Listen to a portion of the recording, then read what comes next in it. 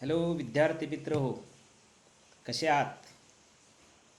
आता आपण बी ए भाग 3च्या या अभ्यासक्रमाच्या संदर्भात किंवा एकूणच मराठी साहित्याच्या संदर्भात काही 2 तासाला मी तुमच्यासमोर विवेचन केलेलं आहे. ते तुम्ही फार चांगल्या पद्धतीनं ऐकलं. आता या निमित्तानं या 3ऱ्या तासाला तुमचे मी हार्दिक स्वागत करतो आणि या मराठीच्या अभ्यासाच्या संदर्भात जे काही ऑनलाईन तुमच्यासमोर संवाद साधण्याची मला जी संधी मिळते आहे ती अत्यंत चांगल्या पद्धतीची, अत्यंत एक वेगळ्या जाणिवेची आहे आणि म्हणून आपण थोड्याशा चांगल्या पद्धतीनं संवाद एकमेकांशी साधूया. कारण भाषेमध्ये एक गंमत आहे, भाषेमध्ये एक असंच आहे की संवाद प्रक्रिया भाषेमध्ये असल्याशिवाय मानवी जीवनाला स्वतंत्र आकार मिळतच नाही. पेपर क्रमांक 8 जो आहे भाषा, मराठी भाषा आणि भाषा विज्ञान, हा पेपर एवढा इंटरेस्टेड आहे, एवढा चांगल्या पद्धतीनं करमणूक करून देणार आहे आणि एवढ्या एका वेगळ्या जाणिवेतून या पेपरमधून आपल्याला बऱ्याच सगळ्या भावछटा ऐकायला मिळणार आहेत. आणि म्हणून भाषेसंदर्भातलं सगळं विवेचन अत्यंत साध्या सोप्या भाषेतून 4 प्रकरणातून आपण समजवून तर घ्यायचंच आहे. पण खरं तर भाषेला किती वेगळी किनार असते. बाहेर आत्ता पाऊस पडतो आहे, श्रावणाच्या धारा ज्या आहेत त्या बरसत आहेत आणि मग मला जाता जाता बालकवींच्या कवितेची आठवण झाली. श्रावणमासी हर्षमानशी हिरवळ दाटे चोहीकडे, क्षणात येते सरसर शिरवे क्षणात फिरुनी ऊन पडे. बघा, श्रावण पावसाचा, ऊन पावसाचा श्रावणातला खेळ आपण अनुभवतो आणि त्याचं वर्णन किती सुंदर शब्दामध्ये बालकवीने आपल्या कवितेतून केलेलं आहे.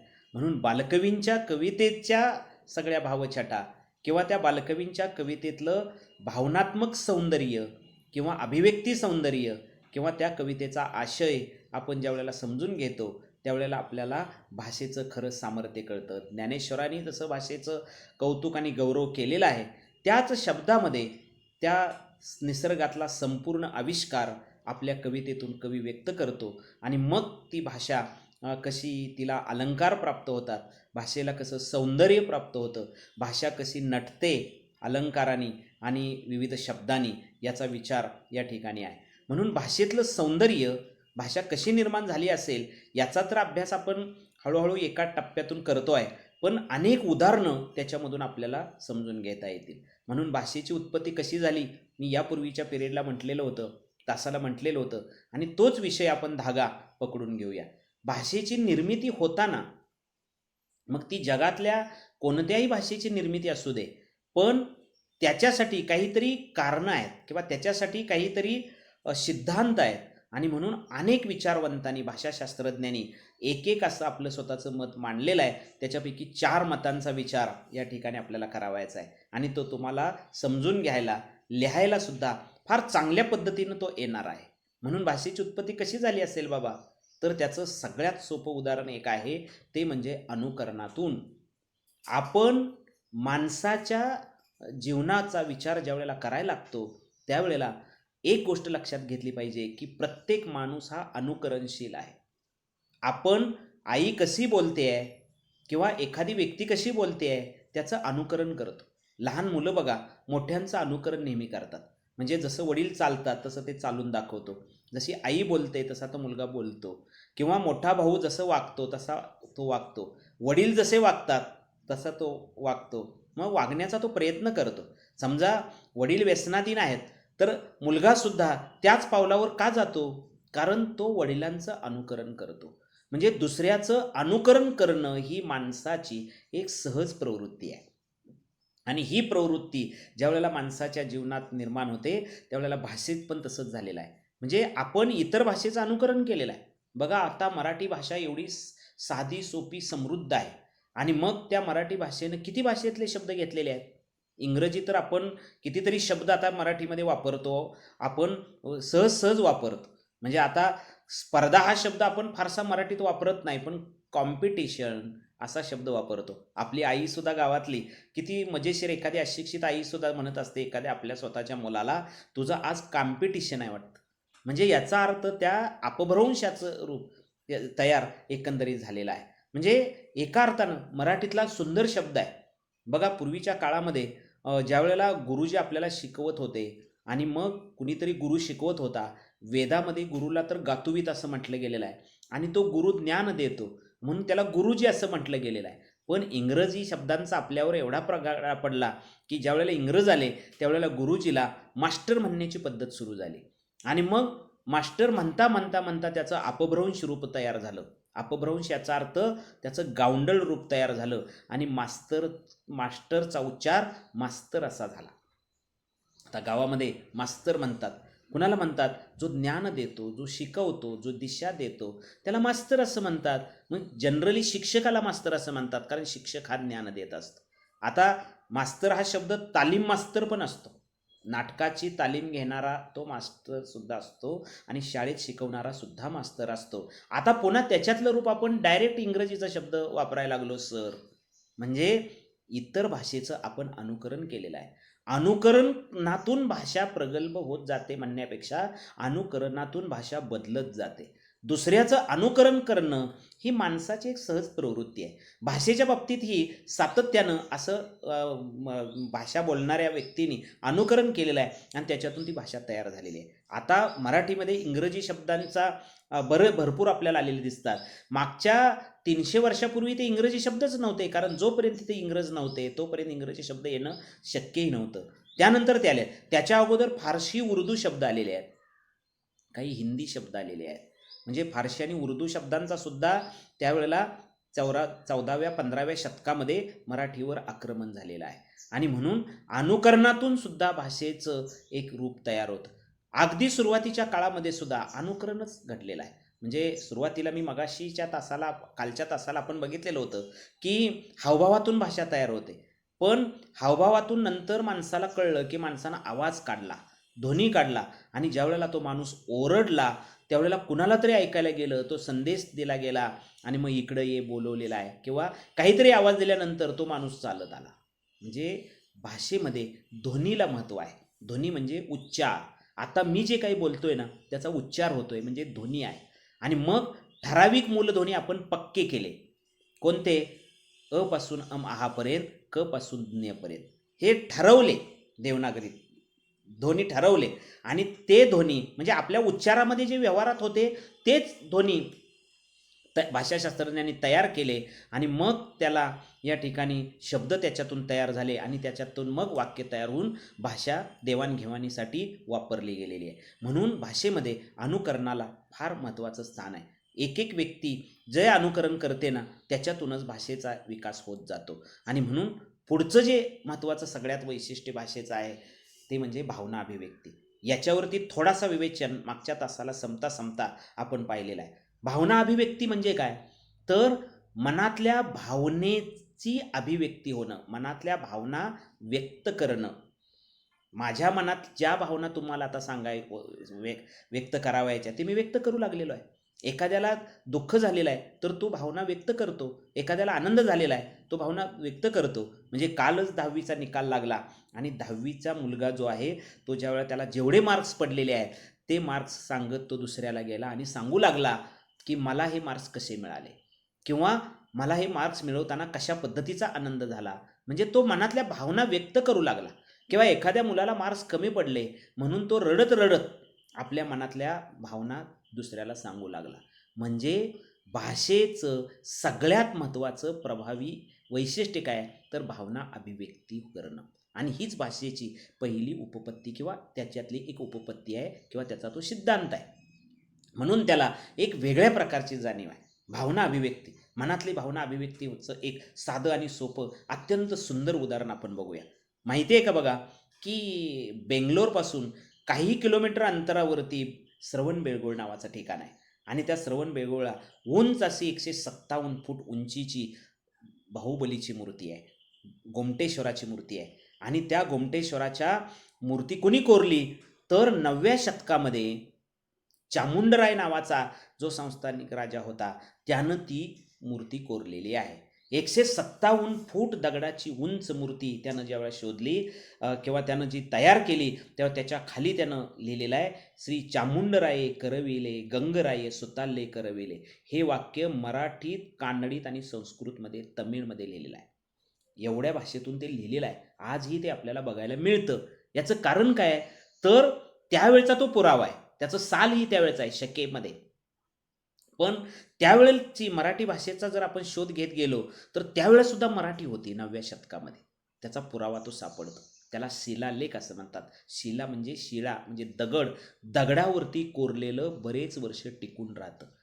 कागदावरती लिहिलेलं कदाचित कागद गेल्यानंतर ते निघून जाईल किंवा ते संपुष्टात येईल, पण दगडावर कोरलेलं हजारो वर्षापासूनचं जे लिखाण आहे ते आजसुद्धा पाहावयास मिळतं. त्याला शिलालेख असं म्हणतात. म्हणून मराठी भाषेचं त्यावेळची स्थिती जी आहे ते आपल्याला एकंदरीत बघायला मिळते.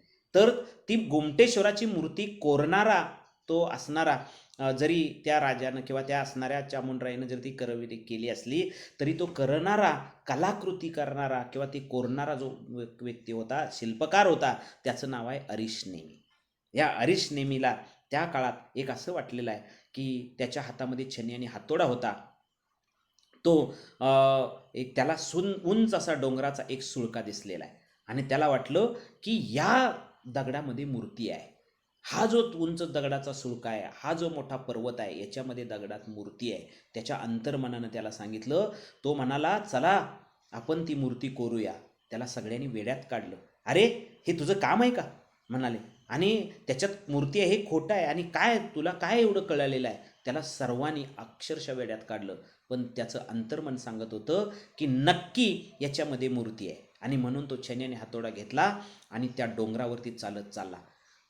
तो डोंगराचा सुळका एवढा काटेकोर होता की अक्षरशः त्याच्या त्या टोकावरती जर पाखराला सुद्धा बसायला येत नव्हतं, किंवा त्याच्याकडे बघितल्यानंतर अक्षरशः डोक्यावरची टोपी पडेल एवढा उंच अवघड असा टोका होता. पण तिथंपर्यंत तो कसा तरी पोचला आणि छन्याने हातोडा घेऊन तो कामाला लागला. त्याच्या अंतःकरणातली उर्मी जागृत झाली होती, कारण त्या मूर्ती त्याच्या अंतर्मनातच उमटलेली होती आणि त्याला वाटत होतं, दिसत होती त्याला मूर्ती. तो तिथं ते करत करत करत करत यायला लागला. दुसऱ्याला वाटलं, अरे हा राबतोय, याला मदत केली पाहिजे, म्हणून दुसरा शिल्पकार किंवा दुसरा त्याचा जोडीदार, साथीदार त्याला मदत करण्यासाठी गेला. दोघंजण कामाला लागले. दोघांनंतर तिसरा आला, चौथा आला, पाचवा आला. कित्येक कामगार त्याला मदत करण्यासाठी आले. हळूहळू हळूहळू हळूहळू हळू ते वरून ती मूर्ती किंवा ती ज्यांना जे काही त्याच्या स्वप्नात होतं ते कोरत खाली यायला लागले. 1 दिवस गेला, 2 दिवस गेले, महिना गेला, वर्ष गेली, आणि त्याच्या सगळ्या छन्याने हातोड्यानं त्याच्यावर टाकीचे घाव पडायला लागले. दगडावर ज्यावेळेला टाकीचे घाव पडू लागले ना, त्यावेळेला त्या दगडाला आकार यायला लागला. दगड स्वतःच घडू लागला. आणि घडता घडता घडता घडता एक दिवस ज्यावेळेला शेवटचा संपला, त्यावेळेला प्रचंड अशी गोमटेश्वराची 157 फूट उंचीचा दगडी पुतळा त्याच्यात उभा राहिला आणि त्याच्यातला बाजूचा भाग काढून टाकला गेलेला होता. हरीश नेमीला नंतर सर्वांनी विचारलं, एवढी सुंदर मूर्ती तू बनवलीस, डोळे दिपून जाणारी ही मूर्ती आहे, ही कशी काय बनवलीस? त्यावेळेला तो काय म्हणाला माहिती आहे? तो म्हणाला की ही मूर्ती घडवताना मी कोण होतो हे मला माहीत नाही. फक्त एक आहे, ती घडवताना मी सहान, भूक किंवा सर्व काही विसरून गेलेलो होतो, त्याच्याशी एकरूप झालेलो होतो. एकाग्रता ज्या वेळेला तुमच्याकडे असेल त्यावेळेला बऱ्याच गोष्टी घडत असतात. आणि ह्या घडलेल्या गोष्टी इतरांचे डोळे दिपवण्यासाठी, इतरांचा आदर्श आणि इतरांना मार्गदर्शन करण्यासाठी किंवा इतरांना शिकण्यासाठी त्या उपयोगी ठरत असतात. आणि ही जी जाणीव आहे ती तिथं व्यक्त झालेली आहे. आणि म्हणून त्यानं सांगितलं, ती कशी घडली मूर्ती मला माहीत नाही, पण ती घडवताना मी मात्र स्वतःला विसरून गेलेलो होतो. यालाच भक्ती असं म्हणतात. पांडुरंगाच्या दारामध्ये जाऊन आपली स्वतःची भक्ती करणारा वारकरी ज्यावेळेला विठ्ठलाच्या नामाशी एकरूप होतो, त्यावेळेला तो इतका एकरूप झालेला असतो की स्वतःला विसरून गेलेला असतो. तीच भक्ती. खरं तर भक्तीची व्याख्या काय करता येईल? भक्तीची व्याख्या एकच करता येईल की अंतःकरणपूर्वक स्वतःला झोकून जो देतो ना, एकरूप जो होतो ना, त्याला खरी भक्ती असते. आणि म्हणून भक्ती असं त्याला म्हटलं गेलेलं आहे. तशीच भक्ती मनात ठेवून हरीश नेमीनं ती दगडाची मूर्ती कोरलेली होती. आणि मग त्याला विचारलं, एवढी सुंदर तू मूर्ती घडवलीस, याच्यातलं आश्चर्य काय किंवा याच्यातलं वेगळेपण काय? तर तो म्हणाला, अरे ह्याच्यात वेगळेपण काय असणार आहे? माझ्या मनात स्वप्नात ती मूर्ती तयार झालेली होती आणि नंतर मला ती दिसली स्वप्नात, आणि मग प्रत्यक्ष मी कृती करत करत करत करत ज्यावेळी गेलो त्यावेळी माझ्या स्वप्नातली मूर्ती वास्तवामध्ये उतरलेली आहे आणि ती मला प्रत्यक्ष आता डोळ्यानं दिसायला लागलेली आहे. आणि मी दुसरं तिसरं काही केलं नाही. तो म्हणाला की फक्त त्या मूर्तीच्या शेजारी असणारा नको तो भाग मी काढून टाकला. नको तो काढून टाकला. मूर्ती त्याच्यात अगोदरच होती म्हणाला, फक्त ती मला दिसत होती, पण त्याच्या आजूबाजूला असणारा जो नको तो भाग आहे तो मी काढून टाकलेला आहे. त्यामुळे मूर्ती सुंदर अशी तयार झालेली आहे. त्यानं उत्तर दिलेलं होतं ते सर्वांना भावणारं होतं. तसं विद्यार्थी मित्रांनो, तुमच्यामध्ये मूर्ती अगोदरच आहे, पण ती घडवण्यासाठी आम्ही सातत्यानं प्रयत्न करत आहोत. आम्ही सातत्यानं तुम्हाला ज्ञान देत आहोत. विविध विषयांचं ज्ञान घेऊन एखाद्या विषयात तुम्ही ज्यावेळेला आता यावर्षी पारंगत होणार आहात त्यावेळेला त्याच्यामध्ये तुमच्यातला नको असलेला भाग तो काढून टाकलेला आहे. काही भाग आईनं काढून टाकलेला आहे.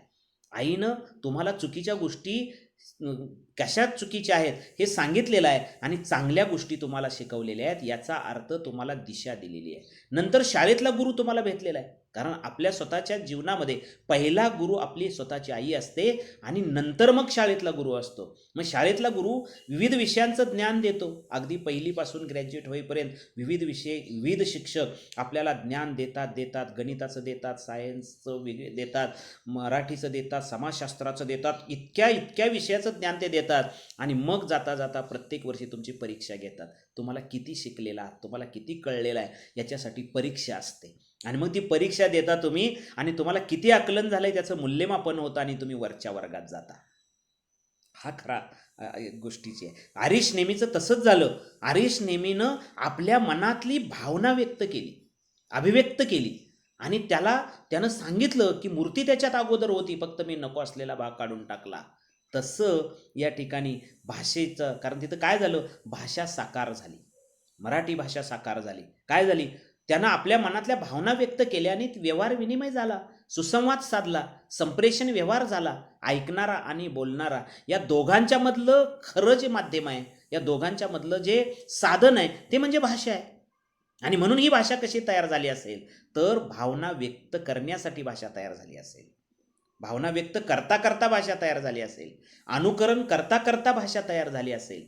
आणि त्याही पुढे जाऊन आपण जर विचार केला तर श्रम परिहार, श्रम म्हणजे काम, कष्ट, परिहार, श्रम कमी करताना, श्रम कमी करण्यासाठी आपण मनातल्या भावना व्यक्त करत असतो. बघा, एखाद्याला फार त्रास झालेला आहे, एखाद्याला फार कष्ट सोसले आहे, त्यावेळेस तो सगळं म्हणतो आणि वैतागून सांगतो, अरे मी किती सोसलेला आहे, मी किती कष्ट केलेलं आहे, मी किती राबलेलो आहे, मी किती तुमच्यासाठी केलेलं आहे. आईसुद्धा वैतागून म्हणते, तुमच्यासाठी एवढं राबते, एवढं कष्ट करते, एवढं करते, आणि करता करता करता करता ती त्या कामामध्ये एवढं गुंतून जाते की जाता जाताची जेव्हा बोलते ती व्यक्त तिला करावंसं वाटतं. त्यावेळेला श्रम परिहार करण्यासाठी भाषा तयार झालेली. म्हणजे श्रम परिहार करता करता, कष्ट करता करता माणसाला काही निमित्तानं व्यवहार विनिमय करण्यासाठी बोलावं लागलं, मनातल्या भावना व्यक्त कराव्या लागल्या आणि त्याच्यातून त्याच्या सगळ्या जाणीवेचा शोध जो आहे तो व्यक्त झालेला आहे. म्हणून श्रमपरिहार करण्यासाठी भाषा तयार झाली असंही म्हणायला काही हरकत नाही. हे सगळ्या भाषाशास्त्रज्ञांनी, विचारवंतांनी अशी ही मतं मांडलेली आहेत. मी अत्यंत साध्या आणि सोप्या शब्दामध्ये आपल्याला ते समजून घेता येतील. आणि त्याही पुढे जाऊन शेवटचा एक सगळ्यात महत्त्वाचा ह्याच्यातला मुद्दा जो आहे, अजून काही वैशिष्ट्ये बरीच आहेत, पण आता एक मुद्दा सगळ्यात महत्त्वाचा आहे, तो म्हणजे संपर्क. त्याला कॉन्टॅक्ट असं म्हणते. काय, एकमेकांशी सुसंवाद साधण्यासाठी, एकमेकांना भेटण्यासाठी, संपर्क करण्यासाठी भाषा तयार झालेली आहे असं म्हटलं गेलं. काय संपर्क करायचा आहे, कशासाठी, म्हणजे तुम्ही तुमच्या मित्राला सांगता की आता आज आपल्याला सिनेमाला जायचं आहे, आज आपल्याला सहलीला जायचं आहे, त्याच्यासाठी तुम्ही संपर्क करता त्याला. आणि संपर्क करण्यासाठी तुम्हाला भाषेचा आधार घ्यावा लागतो. असा संपर्क तुम्ही करता का न बोलता? कसा संपर्क? मग मोबाईल हे साधन वापरता आणि मोबाईल हातामध्ये घेता, फोन लावता आणि तिकडून हॅलो कोण म्हणतं त्यावेळेला तुम्ही सांगता, अरे आज आपल्याला काय करायचं आहे, तर फिरायला जायचं आहे, उद्या आपल्याला सहलीला जायचं आहे, असं नियोजन झालेलं आहे. म्हणजे त्याच्याशी तुम्ही संपर्क करता, मोबाईल साधन वापरता, पण भाषा सुद्धा साधन म्हणून त्याचा वापर. तुमच्याकडे मोबाईल आहे, पण तुमच्याकडे जर भाषाच नसेल, तुमच्याकडे शब्दच नसतील, तुम्हाला बोलताच येत नसेल, तुम्हाला सांगताच येत नसेल, तुम्हाला टाईप करता येत नसेल, तर संपर्क कसा होणार? म्हणून संपर्क करण्यासाठी भाषा तयार झालेली आहे. संपर्कातून भाषा साकार झालेली आहे. किती सुंदर सुंदर आहे विचार आहे हो. किती जाणीवपूर्वकरित्या तुम्हाला या सगळी गोष्ट म्हणजे 4च मुद्दे आपण या तासाला बघतोय. याच्यातून भाषा म्हणजे भाषा कशी उत्पत्ती झाली असेल, भाषेची निर्मिती कशी आहे. मी फक्त मराठी भाषेचाच विचार करतो असं नाही. जगातल्या जवळजवळ माझ्या माहितीप्रमाणे 16,000 जगात भाषा बोलल्या जातात. त्याच्यापैकी जवळजवळ 1500 ते 1600 भाषा भारतात बोलल्या जातात. या सर्व भाषा संपर्क करण्यासाठीच तयार झाल्या असाव्यात. या सर्व भाषा श्रमपरिहार करता करताच तयार झाल्या असाव्यात. या सर्व भाषा मनातल्या भावना अभिव्यक्ती तयार करण्यासाठीच तयार झाल्या असाव्यात. या सर्व भाषा कुणाचं तरी अनुकरण करण्यासाठीच तयार झाल्या असाव्यात. म्हणून या 4 मुद्द्यांचा विचार ज्या वेळेला आपण करायला लागतो त्यावेळेला जीवनाची एक विशिष्ट रचनात्मक मांडणी आपल्या लक्षात यायला लागते. बघा, सुरेश भटांनी असं म्हटलेलं आहे, उषःकाल होता होता काळ रात्र झाली, अरे पुन्हा आयुष्याच्या पेटवा मशाली. आम्हीच 4 किरणांची ही आस का धरावी, जे कधीच नव्हते त्याची वाट का पाहावी. कसा सूर्य अंधाराच्या पाहतो पखाली. या 4 ओळी जर आपण घेतल्या ना तर त्या 4 ओळी संपूर्ण मराठी माणसाची अस्मिता जागृत करतात. एक म्हणजे कवी आपल्या मनातल्या भावना ज्या वेळेला व्यक्त करतो त्यावेळेला हजारो माणसांना आनंद मिळायला लागतो. कसा आनंद मिळतो? आनंद तर मिळतोच, पण काही वेळा प्रेरणा पण मिळते. स्वातंत्र्याचं आंदोलन सुरू होतं, 42ची क्रांती चालू होती. महात्मा गांधींनी चले जाओ असा नारा गोवालिया टँक करून 8 ऑगस्टला दिलेला होता. आणि अशा परिस्थितीमध्ये त्यावेळेला कुसुमाग्रज नावाचा एक कवी, नवीन उद्योमक कवी जो आहे तो प्रभात नावाच्या त्या वर्तमानपत्राच्या ऑफिसमध्ये बसलेला होता. बातम्या अनेक येत होत्या आणि एक रात्रीच्या 12 वाजता बातमी आली, कलकत्त्याला डमडमच्या तुरुंगामध्ये काही राजकैद्यांनी अन्नत्याग करून आपल्या प्राणांची आहुती दिलेली आहे. भारत मातेसाठी त्यांनी आपला स्वतःचा प्राण दिलेला आहे, अन्नत्याग केलेला आहे.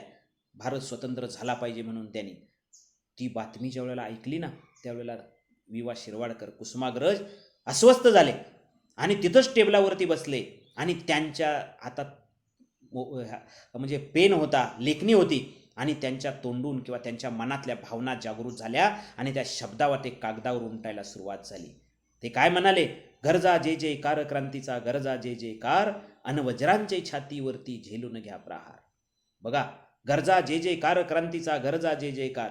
भारत मातेसाठी प्राणांची आहुती देणाऱ्या त्या सैनिकांना प्रेरणा म्हणून त्या भारत मातेची विनवणी करणं, भारत मातेच्यासाठी आम्ही प्राणांची आहुती दिलेली आहे असं सांगणाऱ्या तरुण म्हणजे गरजा जे जे कार क्रांतीचा, गरजा जे जे कार, अन वज्रांचे छातीवरती झेलून घ्या प्रहार. आणि ही कविता सलग ते लिहित गेले आणि ती कविता ज्या वेळेला छापून आली, ज्या वेळेला ऐकली, वाचली लोकांनी, त्यावेळेला हजारो तरुणांनी परत भारतीय स्वातंत्र्य लढ्यामध्ये सहभाग घेतला. म्हणजे त्यांना प्रेरणा मिळाली, त्यांना चेतना जागृत झाली त्यांच्या मनातली. आणि खरोखर एका त्या कवितेनं हजारो तरुण जागृत झाले आणि भारत मातेच्या स्वातंत्र्यासाठी, तिच्या मुक्तीसाठी लढण्यासाठी तयार झाले आणि त्या स्वातंत्र्य युद्धामध्ये त्यांनी भाग घेतलाय. एका शब्दाचं, 4 शब्दांचं, एका कवीचं किती मोठं सामर्थ्य असतं. चले जाव म्हटल्यानंतर सारा देश पेटून उठलेला होता. जय किसान, जय जवान ह्या संघटना असतात.